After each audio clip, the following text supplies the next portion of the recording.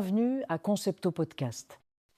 Salut à tous et bienvenue dans Concepto Podcast, le podcast où on explore la langue française à travers la culture, la société et les grandes idées qui marquent les mondes francophones. Aujourd'hui, nous allons parler d'un événement culturel devenu incontournable, la fête de la musique. Chaque année, le 21 juin, millions de personnes sortent dans la rue pour écouter des concerts, jouer de la musique ou simplement partager un moment collectif. Pendant une soirée, les villes changent complètement d'atmosphère. Les places publiques deviennent des scènes ouvertes, les passants deviennent spectateurs et parfois même artistes. Mais cette fête n'est pas née par hasard. Derrière cette célébration populaire se cache une véritable réflexion politique, culturelle et sociale sur la place de la musique dans la société. Pourquoi la France a-t-elle créé cette fête? Ou pourquoi a-t-elle choisi de rendre les concerts gratuits et accessibles à tous? Et comment cet événement est-il devenu un phénomène international, présent aujourd'hui dans plus de 21 pays?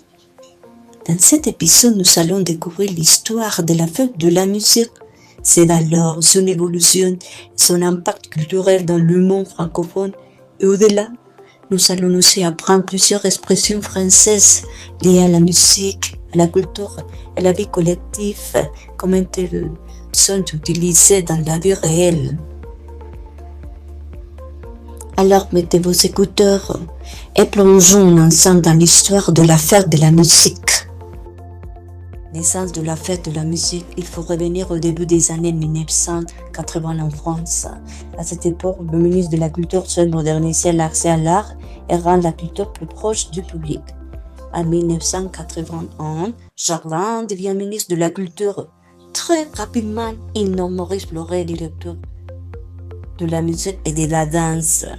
Maurice Fleury, passionné par toutes les formes de musique, la musique classique bien sûr, mais aussi le jazz, le rock, les musiques traditionnelles et les nouvelles tendances musicales.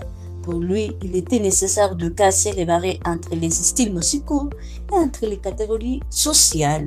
Il défend alors une idée révolutionnaire. La musique sera partout et ne concerne pas. Cette phrase signifie que la musique ne doit pas rester enfermée dans des salles réservées à une minorité privilégiée. Tout au contraire, elle doit être présente dans les rues, les quartiers et les espaces publics. À cette période, une grande enquête du ministre de la Culture révèle que près de 50 millions de Français jouent d'un instrument de musique. Pourtant, très peu d'entre eux ont l'occasion de jouer devant un public.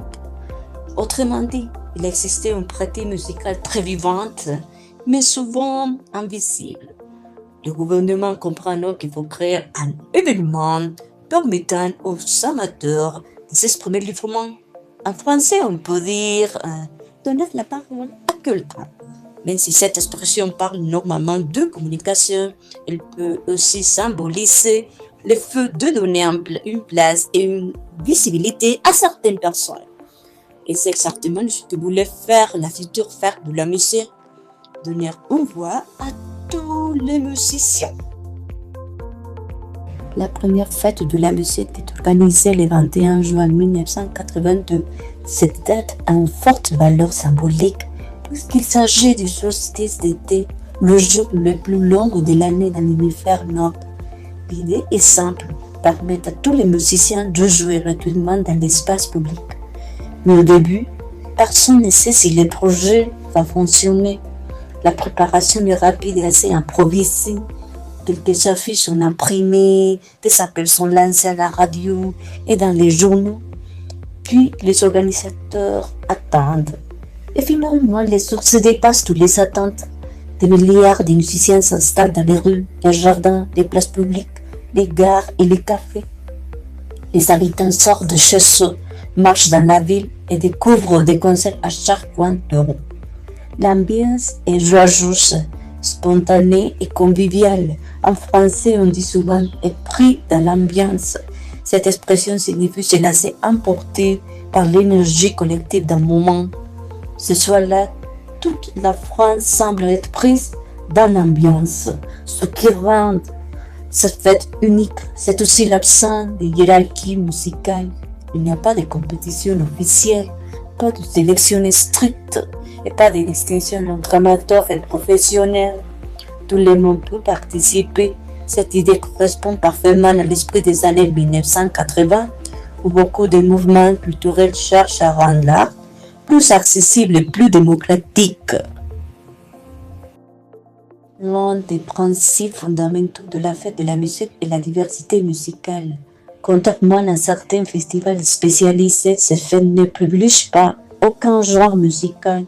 On pourra entendre du rock, du rap, du jazz, de la musique électronique, des musiques traditionnelles, du reggae, du métal ou encore de la musique classique. En français, on dit souvent « il y en a pour tous les goûts ». Cette expression signifie qu'elle existe une grande variété capable de satisfaire tout le monde. La fête de la musique évolue également avec son époque. Dans les années 90, elle accompagne l'arrivée des musiques électroniques et du rap. Plus tard, elle permet aussi de permettre en avant les musiques du monde et les artistes indépendants. Cette ouverture culturelle est essentielle car elle montre que tout l'effort d'expression artistique mérite d'être reconnu. Petit à petit, la fête devient aussi un outil social. Elle entre dans les écoles, les prisons, les hôpitaux et les villages ruraux. Elle crée des liens entre les générations, les quartiers et les différentes catégories sociales. En français, on pourrait dire créer du lien. Cette expression signifie rapprocher les personnes et renforcer les relations humaines. Et c'est précisément l'un des grands objectifs de la musique, rapprocher les individus malgré leurs différences. Les succès de la fête de la musique ne restaient pas limités à la France. Dès 1985, l'événement commence à s'exporter à l'étranger grâce à l'année européenne de la musique. Puis en 1997, une charte internationale est signée à Budapest afin de définir les principes de cette célébration. Les règles principales sont simples, des concerts gratuits, ouverts à tous, dans des espaces publics, avec une participation libre des artistes. Très rapidement, de nombreux pays adoptent cette idée. Aujourd'hui, plus de 120 pays célèbrent la fête de la musique. Des villes comme New York City, Berlin ou Mexico City organisent leurs propres événements. En Amérique latine, des pays comme la Colombie, le Pérou et l'Équateur participent également à cette fête. Chaque pays adapte la célébration à sa propre identité culturelle. Par exemple, certaines villes mettent davantage en avant les musiques traditionnelles locales, tandis que d'autres préfèrent les concerts urbains modernes. En français, on dirait parfois s'approprier quelque chose. Cela signifie adapter une idée étrangère à sa propre culture. Et c'est exactement ce que chaque pays a fait avec la fête de la musique. Même si la fête de la musique est très populaire, elle n'échappe pas aux critiques. Certaines personnes pensent que l'événement est devenu trop commercial dans certaines grandes villes. D'autres regrettent que les grands concerts professionnels prennent parfois plus de place que les petits artisans amateurs. Il existe aussi des problèmes liés au bruit, à la sécurité ou à l'organisation dans certaines zones urbaines. Cependant, malgré ces critiques, la fête continue d'attirer des millions de participants chaque année. Pourquoi? Parce qu'elle répond à un besoin très humain, celui de partager une expérience collective. Après tout, la musique reste un langage universel. En français, on peut dire se retrouver autour de quelque chose. Cela signifie partager un intérêt commun qui rassemble les gens. Et pendant la fête de la musique, les gens se retrouvent autour de la musique, de la fête et du vivre ensemble.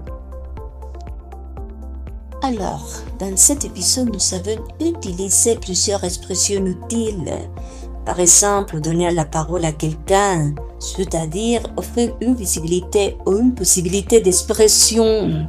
Être pris dans l'ambiance, Ça veut dire se laisser emporter par l'énergie d'un moment où il y en a pour tous les goûts, il existe une grande diversité, créer du lien, c'est-à-dire rapprocher les personnes, ou s'approprier quelque chose, ça veut dire adapter une idée à sa propre culture, se retrouver autour de quelque chose qui signifie partager une expérience commune. Depuis sa création en 1982, la fête de la musique est devenue bien plus qu'un simple événement musical. Elle représente une certaine vision de la culture, une culture ouverte, accessible, collective et vivante. Elle rappelle aussi que l'espace public peut devenir un lieu de rencontre, de créativité et d'expression artistique. Chaque année, le 21 juin, des millions de personnes sortent dans les rues pour écouter de la musique, découvrir des artistes ou simplement partager un moment ensemble. Et finalement, c'est peut-être cela le plus important. La fête de la musique nous rappelle que la culture peut rapprocher les individus et créer un sentiment de communauté. Et vous, avez-vous déjà participé à la fête de la musique? Quel type de concert aimeriez-vous vous voir dans votre ville? Merci d'avoir écouté Concept Podcast. Rappelez-vous, plus qu'une langue, le français est aussi une manière de comprendre le monde. Mais avant de partir, voici une invitation. Si vous souhaitez apprendre le français avec confiance et découvrir la culture francophone de manière vivante et authentique, vous pouvez réserver votre premier cours d'essai gratuit sur notre site web. À très bientôt dans les prochains épisodes.